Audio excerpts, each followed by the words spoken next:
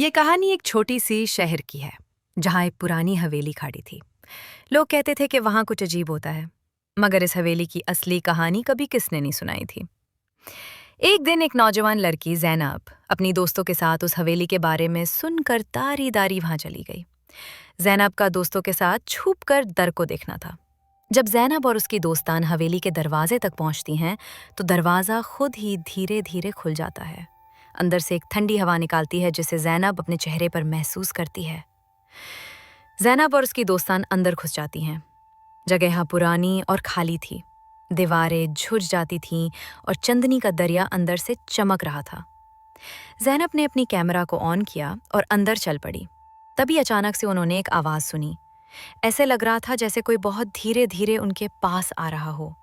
ज़ैनब ने अपने दोस्तों से कहा, तुम लोग चुप रहो, ये सिर्फ हवा का शोर होगा।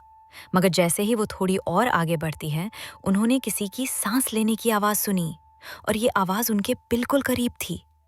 ज़ैनब का दिल तेज़ धड़क रहा था, पर उसने हिम्मत जताई और कैमरा की तरफ देखा। तभी अचानक एक लंबी सी साया उनकी सामने आया। वो एक औरत थी जिसका चेहरा पूरी तरह से गहरा साला था और आंखों से खून टपक रहा था। ज़ैनब और उसकी दोस्तान डर के मारे चीख मरी और उसी वक्त वो औरत अपनी झोंकी हुई आंखों के साथ उन्हें देख रही थी। वो साया धीरे-धीरे उनके करीब आने लगा। ज़ैनब ने दौड़कर बाहर भागना शुरू किया, लेकिन उसकी दोस्तान को वो साया अपने साथ खींच कर ले गया। ज़ैनब ने हमेशा के लिए अपने दोस्तों को वहां छोड़ दिया और खुद उस हवेली से भाग गई। आज भी लोग कहते हैं कि वो औरत हवेली में छुप कर अपना इंतजार करती है, और अगर आप कभी उस हवेली के पास जाओ तो आपको भी उसका साया दिखाई दे सकता है। क्या आप कभी इस हवेली का रुख करेंगे? End of story.